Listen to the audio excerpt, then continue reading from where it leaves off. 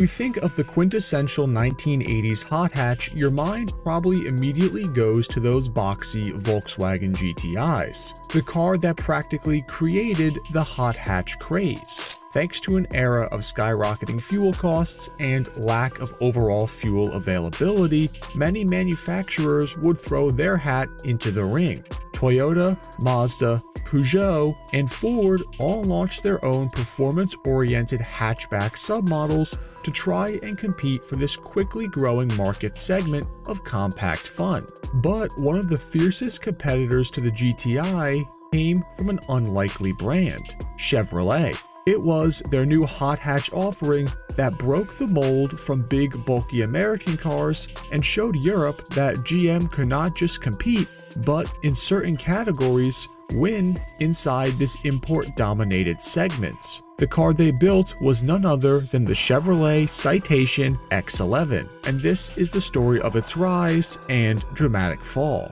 Now, the Chevy Citation is an often forgotten car from the 80s GM lineup, which is odd because it was one of their most successful new vehicle launches ever, selling over 800,000 cars in 1980, which was the Citation's first year of production. It was actually the best-selling car in the whole United States that year as well. But why?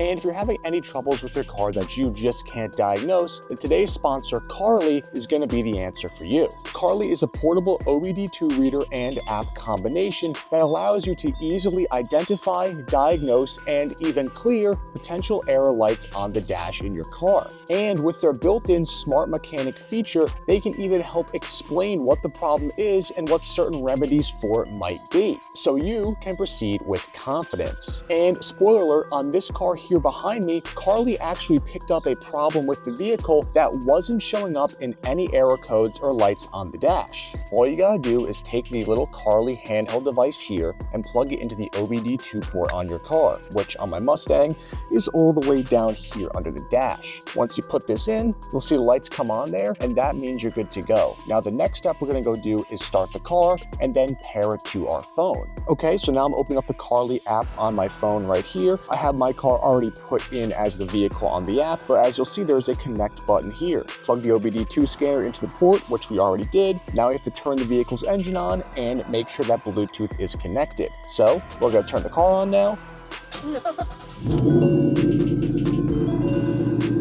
Now that the car is on, we're gonna go ahead and hit the connect button right here.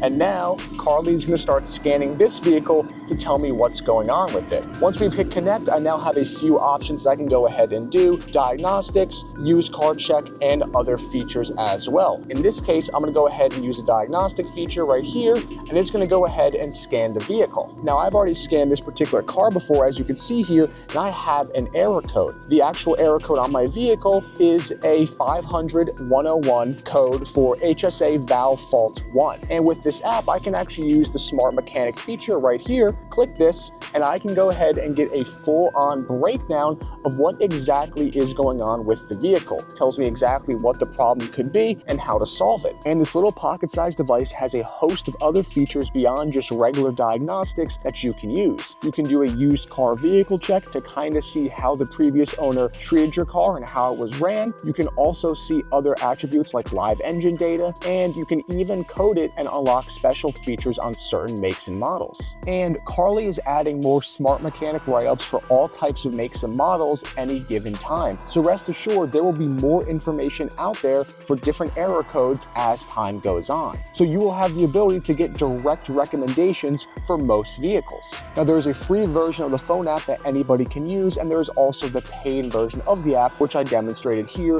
that has a host of other extra features that I think are super worth it for you if you care about keeping your car running in peak condition and having that peace of mind. Carly is the diagnostic tool that everybody should be using for their car. And right now you can get up to 15% off your Carly order by clicking the link in the description below and using the code on screen here. So grab yours today, and thank you to Carly for sponsoring this video. Well, the Citation was actually the replacement for the Chevy Nova, which was one of GM's more economy-focused cars. The Nova previously was a rear-wheel drive platform that, although smaller than a full-size car, wasn't really that small compared to a Chevy Vega, which was well into that compact segment. Nonetheless, with the introduction of the Volkswagen Golf and other front-wheel drive econoboxes in the mid-70s, GM set out to create a new front-wheel drive platform, which they would continue to call the X-Platform chassis. Initially, they named it the Condor internally. GM spent the better part of 5 years engineering this new chassis and the power plants to go underneath them. But by the time they were ready to sell the car to the public, they had renamed it to the Citation, which for this particular car I do think is a much better name. Anyway, the Citation was actually Chevrolet's first front-wheel drive car in their near 70 years in business by this point. So it was a big deal, although the car wasn't very big.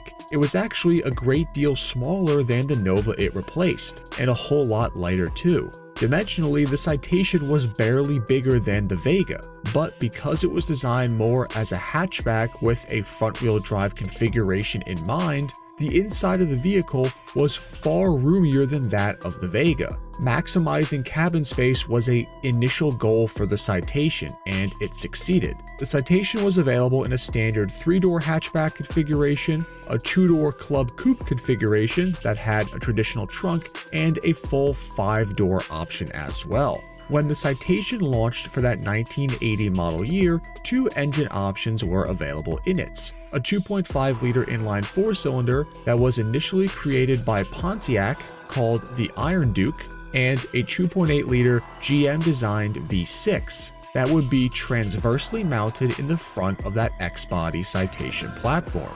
In an era where most of these new economy hatchbacks of the world would have a 4-cylinder, the 6-cylinder option for the Citation was a definite selling point for those who wanted more torque. The Iron Duke 4-banger made about 90 horsepower and was initially only offered with a carburetor for 1980 and 1981. It was then later converted to fuel injection for the end of the Citation production run. The V6 engine option at this point was referred to as the LE2, and in this trim it made 115 horsepower, and it was also fed by a 2-barrel carburetor. Up until this point, all of these specifications that I've discussed have been for the regular Chevy Citation.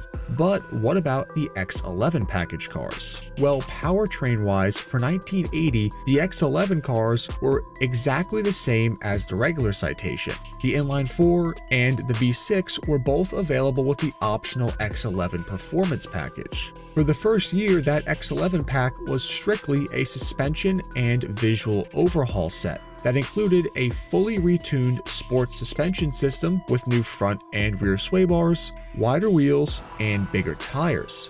In terms of brakes, the X11s were exactly the same as all the other Citations, with discs up front and drums in the rear, which were still adequate for a car of its rather low curb weight. Although there was a particularly interesting attribute about the brakes, which I'll touch on at the end of the video. The X11s in the body department also got a new trunk lid spoiler, different mirrors, subtle stripes, X11 graphics, a new steering wheel, and some cool ground effects add-ons. Performance-wise, the Citation was already a tossable car, sitting at just about 2,600 pounds. Pair that with the heavily upgraded suspension, and those 1980 model year Citations were quite a lively car to drive, no matter if you got the 3-speed auto or the 4-speed manual with it.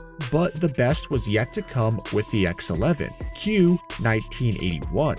When 1981 hit, the X11 got an overhaul, which brought with it the high-output 2.8-liter V6, now bearing the engine code LH7. While the displacement of this V6 remained the same as the prior LE2 V6 from 1980, the engine upgrades told a much different story. A properly spicy 135 horsepower and a healthy 165 foot-pounds of torque. That was serious poke for a front-wheel drive hatch. The Volkswagen Golf GTI, for reference, would only bring 90 horses when it came to America, which means that on the brochure, the Citation offered 50% more power on tap than the GTI, which was massive.